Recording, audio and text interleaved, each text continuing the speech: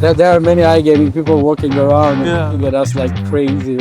How did you start overall? He hasn't made it easy for me and he's challenged me. So now we are in front of El Nacional. Yeah, it's not possible. Everyone's had free choice. If we don't do it, someone else is going to do it.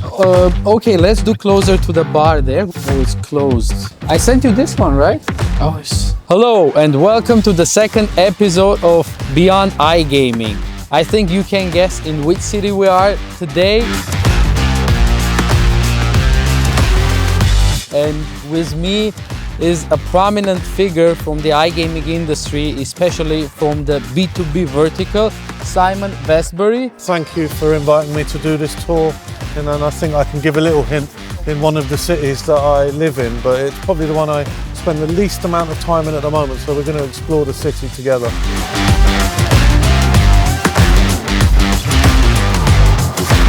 So tell me about your relationship with Barcelona. 2024 was kind of a year of global monopoly for me, and that I got another location in London, moved back to London, obviously got a place in Yerevan, which I'm sure we'll speak about in due course.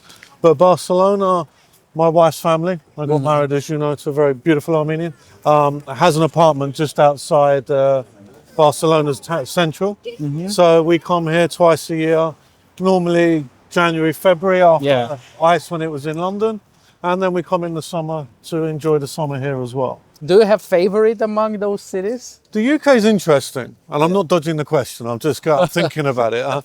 Now the UK is interesting because for my last job before I was in Digitain Group, I moved from London to Sheffield for the work. So from this point, I'm back in London and I'm a bit of a tourist. I've got this apartment, it's very near where I grew up. Okay. But I'm showing my wife, who knew London anyway, but I'm showing her my London. So answering your question very quickly and very easily, I'm not saying this because you're Armenian, Levon, but right now Yerevan is my favorite. Tell us the story about you moving to Yerevan. How was that decision made? If it was part of your new role back in the days, and was it easy for you to decide that you are ready to, try this new location, which is kind of exotic for you, probably, and maybe I guess you haven't visited Yerevan before that, right? Or most people in the UK before the growth of Digitain, Betco, didn't know anything about Armenia, and I won't say that I knew about Armenia really until I got the phone call in 2019 from our mutual friend Seren. Yeah. So yeah, then I was there for 3 years in the chief business officer role.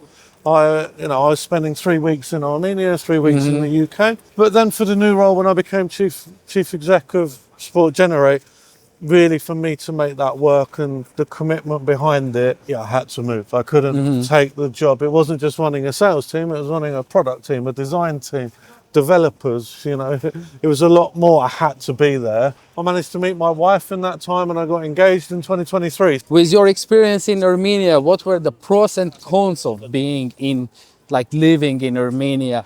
Now Armenia became more international probably, but back in the days, it was not so much international when you just moved.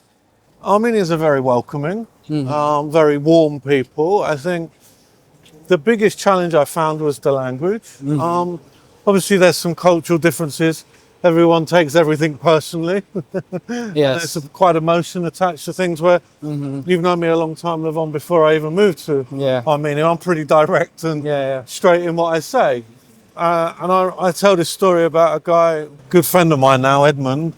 First ice told me I didn't like him. And I was like, what are you talking about, mate? I like you. He goes, well, you always argue with me. And I'm like, I'm not arguing with you.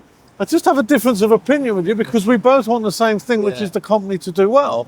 And I said, Edmund, if I see you in the hotel later, I'll buy you a beer. Yeah. He's like, really? Well, of course. Why would I not? So I think that was a con. I think the real pros is the wine and the brandy. Really? Really got to enjoy the Armenian. Even though the wine is much heavier in Armenia, you still like it? After some of the days in the office I need a nice heavy wine. And the wine is fantastic. The brandy, the tour of the Ararat Brandy Museum's always a good Saturday afternoon. The biggest difficulty I had is, in Armenia, there tends to be, we did this first, we're the best at this. That's true. And, it's not always easy to explain.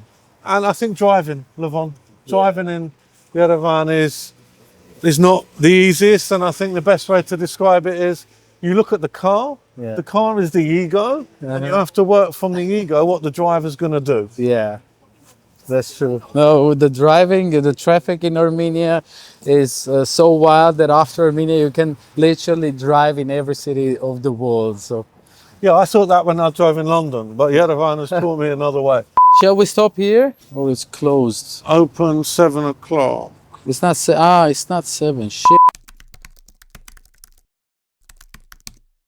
I also remembered that you posted about getting the residency in Armenia, the resident card. Do you still hold that? I'll give you an exclusive, Levon. It's been renewed. Oh, So really? it's been renewed for the 3rd year now. So, yeah, it literally ran out, and I got an email on Thursday last week saying it's That's been great renewed. news. So Yeah. another year you've got still. Well, you don't have to. You're in Malaga, but another year in Yerevan. Yeah. One of the benefits of living in Armenia, which I may not have mentioned, is the tax rate's a lot better than the UK. Yeah. So being a tax resident of Armenia, yes. As I said earlier, we have an apartment now in Yerevan, in the walking centre of 𝐁𝐞𝐲𝐬𝐧𝐝. I'm not going to tell you exactly where it is because it's a small city, everyone will know. But no, the plan is at the moment to live in Yerevan the majority of the time. I'm limited on the days I can spend in the UK and spend time here in Barcelona. How has your life changed after, being split, divided between these 3 cities? Do you feel comfortable traveling that much, or you prefer sticking somewhere for a long time? I'm just used to living on a plane. I think the bit that Yerevan's introduced me to, apart from the boarding procedure, is that, in the UK, I did have the privilege of flying most places direct. Yeah. So, I've got to know Vienna Airport very well, Frankfurt Airport very well. 2023, actually, 𝐁𝐞𝐲𝐬𝐧𝐶 travelled more than me. So we're both kind of used to it. We accept it's part of life. And, that's a privilege to have places in different parts of the world. Oh, absolutely. To, Barcelona, you can get to LATAM very nicely. London, you can get everywhere. And Yerevan, via Vienna and Frankfurt, you can go a lot of places as well. So. Yeah. No, that's true. And luckily, Yerevan is getting more and more direct flights these days from even from Spanish cities like Madrid, Valencia, Barcelona. Hopefully this tendency keeps on going, which would be really nice, because I think that's one of the really cons of Armenia, of Yerevan, and the connection of the airport there.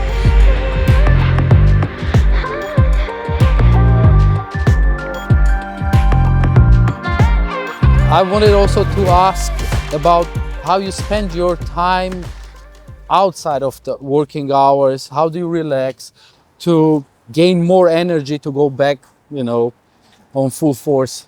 I've always been a team sports guy. So give me a ball, I'll chase it anywhere. Obviously in Armenia, I know futsal's big, but, not speaking the language is a slight problem.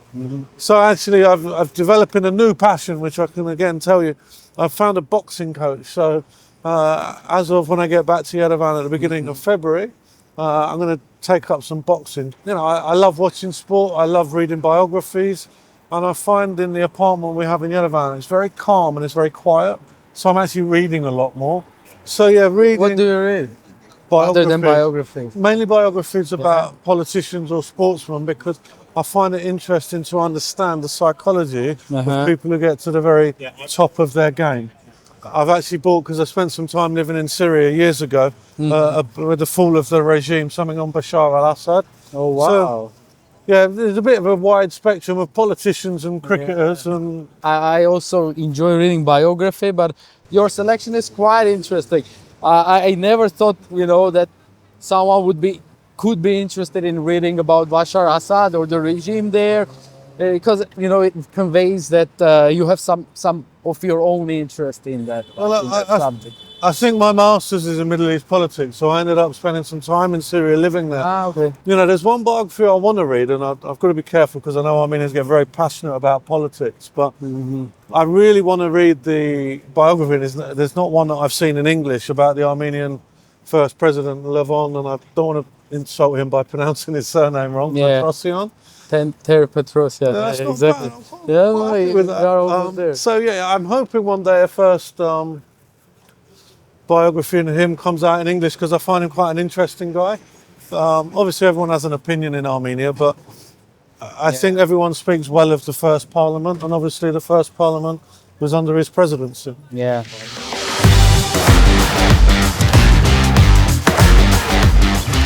Your career in iGaming, and not only iGaming, which started over 15 years ago.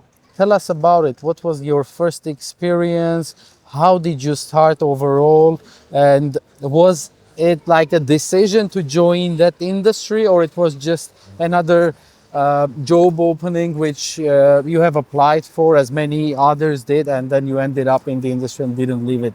I fell into the industry. I was working at a conference company called Terrapin, and a few good people have come from that organisation. Johnny at SBC, Bianca at Play and Go. Okay. I was organising conferences, and I was organising a German pension fund conference, which you can imagine, I like Germany, I was there the other day, wasn't the most exciting conference to organise. A friend of mine, he resigned from Terrapin, and basically they said, would you do this conference, Gaming Executive Summit? I said, yeah, no problem. And basically it was a very senior and executive level conference, which many have tried to recreate, for about 150, 200 people. I got thrown in at the deep end. The guy from Deutsche Bank was coming. I was being explained bricks and mortar online. And this is in the days still of download. You know, there was download casinos, and, you know, web-based casino was a new thing. So, Okay. yeah, that was how I got into it. And I went to the conference in Madrid. I remember an amazing presentation by Tom Hall on Asia. I remember Carrie Klein of Bwin at the time doing a great presentation on, it was called The Good, the Bad and the Ugly of the industry. I think we could still do that now. And I went into the bar, and there was a guy called Warwick Bartlett there, and he was being Warwick talking. And then my now very good friend Roger Withers ordered the whole bar a drink. I was like, oh, I quite like this industry, get a drink bought for me. It was a young industry, and I was doing conferences, and Mitch Garber had resigned from Party. Jim Ryan at a week's notice came and spoke at the conference. So for me it was, I'll be honest as well, I could smell a lot of money in the room, and I thought, right, this is the future. You know, at that time, as Roger said to me, he said, look, Simon, you know, the problem is now, in the old days at 6 a.m. you'd see all the CEOs in the bar, but now you see them in the bloody gym. And I think that's how the industry's changed, and obviously I've changed with it. I'm not in the bar at 6 a.m. anymore.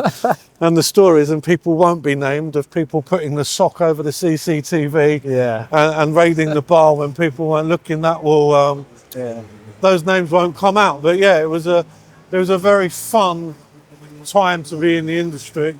I mean, I think there was very loose regulation, if any kind of regulation. So it wasn't something I chose to do. It's just something I fell into. And I do believe in life, sometimes many things happen for a reason. Yeah. And the guy resigning just meant that my path came, and I found where I wanted to be.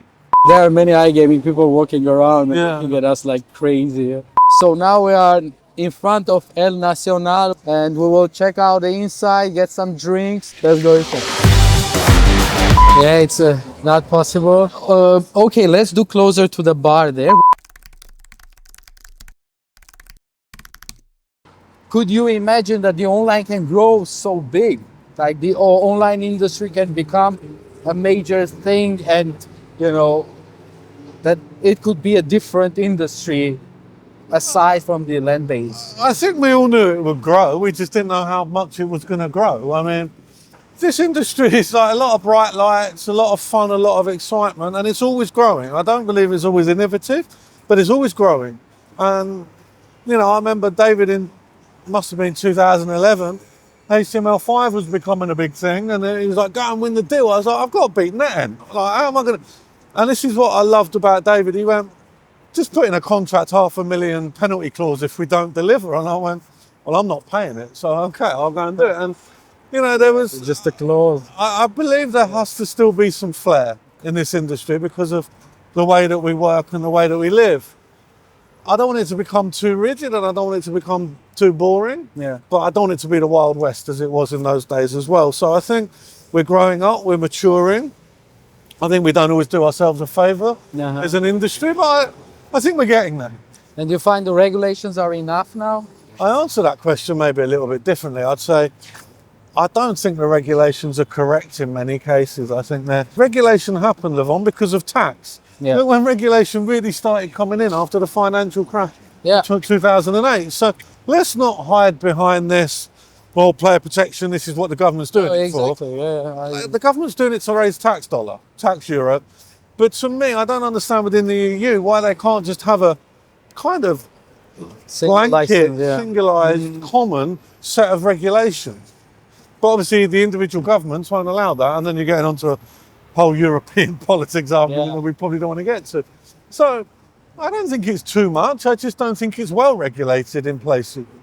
So going back to the moral question about working in the iGaming, I mean, obviously, I'm sure you also feel bad for the people who are addicted to the gambling. Talking of myself, I don't feel responsibility for that.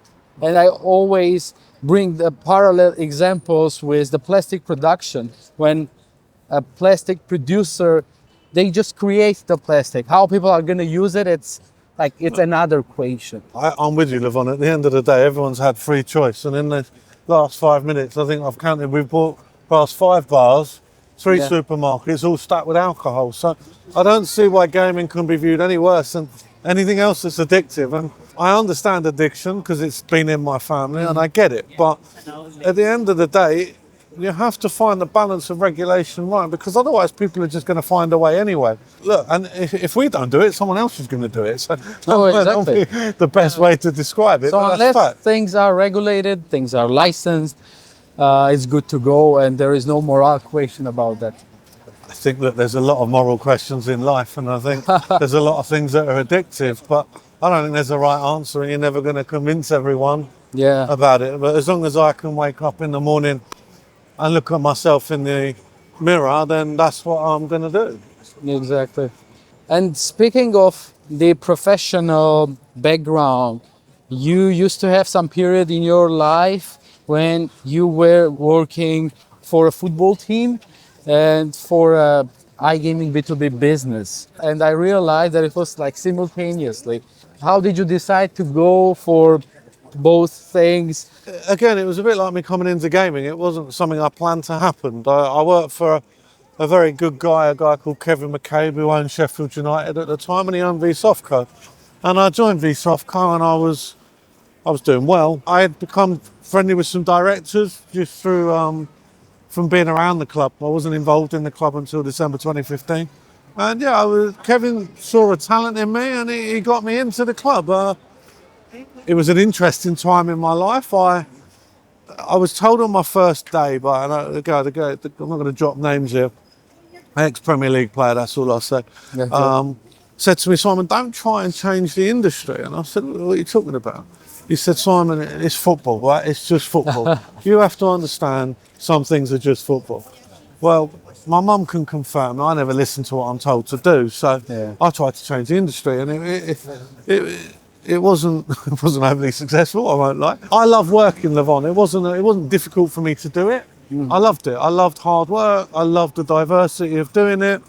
Didn't like driving back from Blackpool on a cold Tuesday night after a 0-0 draw across the Snakes Pass in the pouring rain. But yeah, it was different and it gave me some new life skills. And I was still in gaming at the same time. So yeah, to me it was a lot of fun.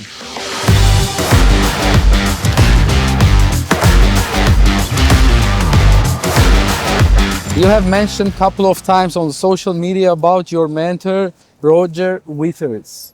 So who is this person? Why is he your mentor, and what qualities does a person has to have in order to be your mentor, or for you to consider them as your mentor? When I first did GES, the guy who was handing over to me was saying, you need to know certain people in the room, and one of those guys was Roger. And I literally just walked up to Roger and I said, Roger, I've been told I've got to get to know you. And I didn't know where that conversation was going to go. And he jumped up and he gave me what I call Roger Talks. And it was pretty direct, it was pretty blunt, and it was a very good summary of the industry at the time. And I think we kind of just got on. And, Roger always tells me I was a bit rough around the edges at those times, and that I wore awful suits and I had a awful haircut and God knows what else. But I think, you know, it just happened with Roger. He was always there. I think, look, I don't make my life easy. I've always managed to find a way to make life difficult. And Roger was always there to give advice, and he never made it easy for me, you know. So Roger's challenged me, and there was times where I left jobs, you know, I left Armenia at the time, because actually through David buying everything, there was no one to sell to, because through all the different companies we had the clients. So, you know, I spoke to Roger, and everyone expected me to go to Playtech and expected Roger just to give me a job, and he didn't. To be my mentor, and it just happened. I think you have to be straight talking, you have to be honest, and you have to have integrity, and you also have to have flair and a sense of humour, you know, because Yes. I think there's times that you have to laugh at life, and you know, Roger's taught me that, and sometimes two people come together and they get on, and if you challenge me to be better, Yeah. then that's the key thing in any mentor. And is he your only mentor, or there are other people that you look up to, like Roger? I think within the industry, a special mention has to go to Peter Nolan. God rest his soul. He was you know, we came together and we became real good friends. And you know, you're Armenian, obviously, Levon. You understand working in an Armenian company as a non-Armenian isn't the easiest at times. And I think if you look at, you know, As an Armenian, it's not easy either. you guys make it look easy. But you know, like for example, if you look at Digitain, Yeah. apart from me, you know, I think the longest serving person's been there coming up to 3 years, and the other one's 2. Yeah. So if you combine both of those guys, they've done less time than I did. Everyone else, Yeah. I think their time was less than a year. So Peter managed to give me, I don't want to use helicopter view, but he kind of gave me that step back view. Yeah. And you know, he taught me very simple things like learn to delegate, don't sweat the small stuff. And he was my priest in the end. I called him. Like, it was like, you go to the confession, forgive me, Peter, I have sinned. And Yeah. a special mention has to go to Peter. So in terms of industry, it's those two guys. I think in my personal life, it would be my brother, who sadly passed away like 9 years ago. He had a very rare genetic order, and you know, that guy, and through all his suffering, he taught me to smile and be happy, and he had a purity and innocence about him. I think this life gets very complicated at times because we complicate it, but life's quite simple, really. Wake up and be a good person, and you know, don't try and shaft people and avoid politics in the, you know, work or personal environment. I sent you this one, right? Oh, yes. We had a reservation today. Didn't know it comes with balloon. I think I'll skip the helium part. But don't throw it away. No, we can have it behind me. I've never tried it actually. It's just helium, right? It's not illegal. Tell us, what were the biggest challenges during your career, and challenges in terms of not only you know, the big project that you accomplished, but the situations you faced, the aha moments. What were like the things when you went through it changed your mindset, or it opened your eyes, you know, around different things? The challenge I had, and I go back to my conference days briefly, I said to my head of sales once, "No, do you think I'll be a good manager?" And he frankly said no. And I was like, interesting, why? And he said, "Simon, some things come so naturally to you that like you can't explain it to other people, and then you get frustrated because you can't explain to them how you've done it." So I think, you know, that was the first lesson as I started moving into management. And he said to me also, a guy called Matt Anderson, he said, "Simon, your mood changes the whole office. If you're in a good mood, like the whole sales floor's up. But if you're in a bad mood, I just want to put you into a room by yourself and have no one around you, because you affect that many people." So I think, you know, that was, originally it was just about selling. And then I think as you grow, you have to become a bit more self-aware. I never wanted to become a manager. I never wanted to become a leader, but success maybe brought me to that role. And I think 10% of conflict is on the difference of opinion. 90% is on the delivery. And, you know, my wife opened my eyes up that my delivery is maybe not always the best. And by that, I always believe the truth is the truth, and you have to tell the truth and give the truth. Now, I understand now some people aren't ready to hear the truth, or how you present that truth has to be not dumbed down, it just has to be put in a way that's acceptable for the person to listen. And I've had to learn that over time. Still not very good at it at times, I won't lie. But, you know, that's becoming self-aware. And I think in those 3 years I was CBO at 𝐁𝐞𝐲𝐧𝐝, I really learned to lead. I think when people lead, you have to develop your own style. And maybe that's why I don't read some of those business books. Yeah. Because I try and do it my own way. Now, that can bring its own challenges in itself. But the challenge is people. And I'm not someone who naturally likes people, Levon. Yeah. To deal with people on a day-to-day basis and make them better, that's the challenge. And delivering the message in a way they can understand or accept is the bigger challenge for me. When you became self-aware, you know, you are an emotional person probably, and that's why like you have this shift of emotions all the time. I mean, did you work towards improving that, or you just accepted the truth? But yeah, I had to become self-aware. Now, did I go and read self-help books? No. What I did was I learned to change certain behaviours in certain ways. It's just a constant evolvement, but I'm very hard on myself, very hard. I had to learn to be flexible, maybe sometimes less direct, and I didn't always get it right, but I didn't go and see any doctors about it, and I didn't read any self-help books. I just tried to generally try and work on myself, and I had a good management team around me, and you know, the STMs that could guide me, and I also had Peter Nolan as well. And you know, he told me not to sweat the small stuff, and I realised I was sweating the small stuff that didn't change the world very often. You have built many teams throughout your career, and I'm curious to know, are there any general strategies? Every time it's different, for every company it's different, or there are like specific things that as Simon, you will do it always the same way, doesn't matter like in which company you started, or maybe you start for your own? I think there's things I look for. Now, I give myself commitment to any job 100%. So I believe you can teach anyone to sell, and you can teach anyone gaming. And I've done that on my instinct. Now, a lot of people say you should look at data. Now, it's not I disregard data. Data's important, but when I've gone against my instincts in building teams, I've made mistakes. There's people I've hired against my instinct to fill a gap, which I knew was wrong. I look for commitment, I look for passion, and I look for desire to be better. And I combine that with three real things. Discipline, because you need discipline. Now, that isn't like school teacher discipline you're going to have, you know, after school detention. It's like there was times in my career I was struggling even to sell, but I committed to doing what I knew was successful to deliver. And you have to have discipline, especially in sales, because it's not always going well. I always look for someone with integrity, i.e. they're going to behave the same if I'm there or not. And I look for flair. And, you know, with flair, I don't like a robot. I like someone to challenge me, because I like surrounding people that can be better than me. I don't fear someone being better than me and taking my job, because that makes me better. I think once you've got that, it's about building momentum.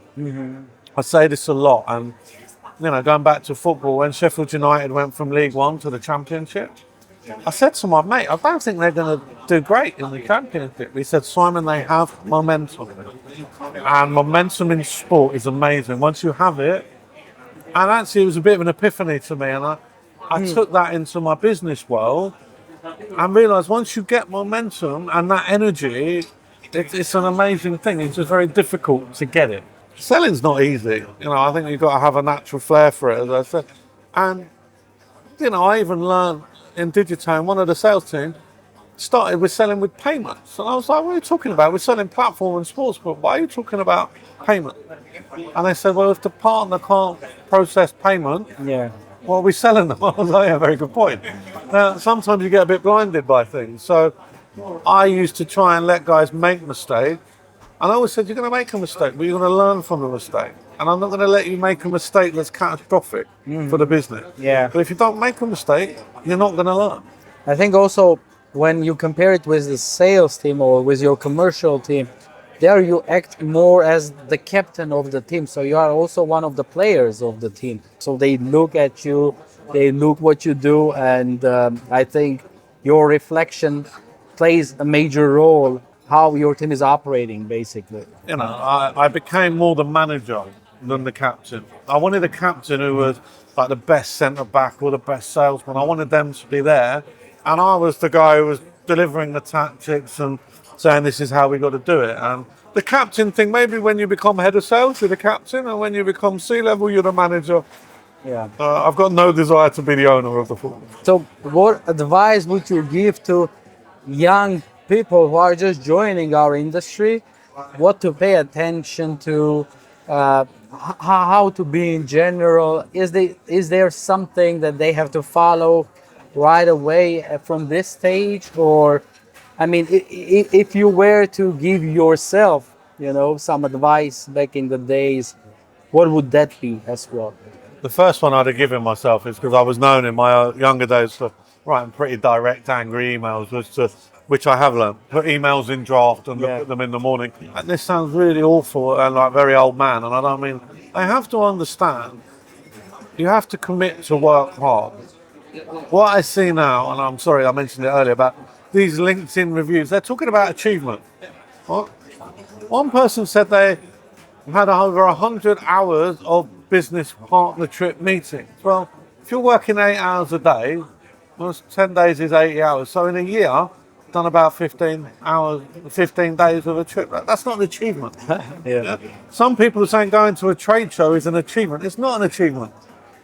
Yeah? Delivering from a trade, anyone can get on a plane and go to a trade show. There's a lot of talent coming through, but what I want to see more is less using LinkedIn like Instagram to shout about themselves and focus on committing to delivering. Because at the end of the day, your achievements will speak for you. We have a saying in England, those who shout loudest don't always make the most noise.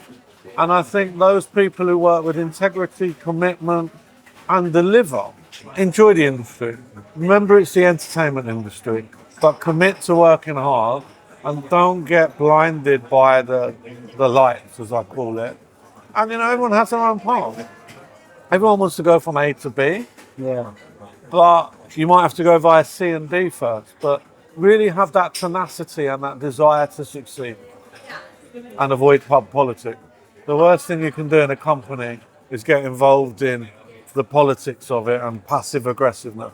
Now, again, I was probably too far the other way. If I had a problem with you, I went and told you.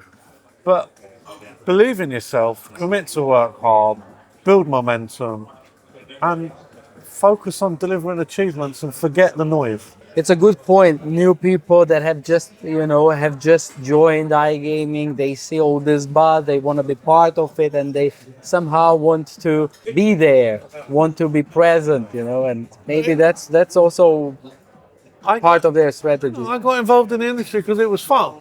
Yeah. And so you've got to remember it's fun. And you can't be too hard on the new generation because they are a different generation to us, you know. At school, I didn't understand Microsoft Word till I went to university. You know what I mean? We didn't have it. So I understand that. But like, you open up LinkedIn now and it's just people talking about achievements that aren't achievements. They're just things that you have to do to be successful. And that's not trying to sound rude because you've got to encourage the next generation. Yeah. And you want them to do well because, you know, even I look at it now, the generation before me, the Roger Withers that we talked about, the Jim Ryan, the Tom Hall, Yeah. look what they delivered. They delivered the industry. You know, I call myself the next lot. What have we delivered? Bet builder? Oh, well done, brilliant. You know, what have we delivered? Yeah, but don't be too tough on yourself. I mean, the industry changes all the time, and you never know what's the next disruption and when it's going to happen. Like the AI and all these changes, that are coming right now, they are changing the industry a lot. The industry always talks about innovation, and I'm well known as saying I don't believe in all this innovation. I'm going back to when social games were going to be the next big thing, and Farmville and gaming, and the CEO announced his results and said Farmville is going to be the best and next big thing in gaming. A very good friend of mine said, well, you have to understand social games, they've got to be certified, and a lot of their RTPs are 110%. If you make a gambling game, 100. So I think there's a lot of what I call monkey see, monkey do. Yeah. Someone sees it, and AI can change the industry, and it can do a lot of good things. And I was talking about it in 2019. But using ChatGPT to write your LinkedIn post, No, that's a bullshit. that's not changing the industry. And last year, one of the sales guys in Sport Generate, he wrote this post, I'm delighted to announce. And I went, what are you announcing? Who are you expecting to say, well done, like your comments? Like, but there again, you have to encourage them to grow. But I think there just needs to be a little bit of humility around what people are doing. Also, I think the next generation needs to be prepared to listen. You made the point earlier, how did I train? Well, I listen to people. And I've mentioned this before. There needs to be some kind of mentor scheme within the industry to help this next generation come through. So shifted back from the business, you are still in it. And my next question was, and maybe, with this we will conclude our interview. What's your next chapter? Where do you see yourself? What you are seeking for? What is going to be your next goal? What should be the goal that would interest you so much to go back into the operations and, to take the shovel in your hand and start digging and start, toiling really hard once again? I think I'm ready. I think I've had 4 months off now and I've completed the renovation projects, but I've probably got 2 big jobs left in my career, maybe 1 if I do it well. So the next move is very important to me and I can't get it wrong. I don't want to get it wrong. I'm either going to go to a massive organisation and I'm going to try and make that 1% difference, which is going to bring a lot of money, or I'm going to go like I did with 𝐁𝐞𝐲𝐨𝐵 and I said this in my first interview, so I'm not going to get shot for saying it. I'm going to take a company that's maybe Europa League, Champions League wannabe, to a company that can win titles and constantly be there. And I think I did that over the last 5.5 years. So the path isn't clear. As I said, I want to maybe go to B, but I don't know if I'm going to go by a C or D. So I'd say at a high level, they're the 2. What the role is in the company depends on the company and the opportunity and what they want. Yeah. But what I have learned over life is you've got to be passionate and you've got to be committed. So it's whatever drives my passion and makes me want to commit. Life is a book made up of many chapters. I don't know what the new chapter is going to be. So this was our second episode of Beyond iGaming. We learned who Simon is on the other side of his life. Stay tuned and get ready for more interesting content. See ya. Cheers.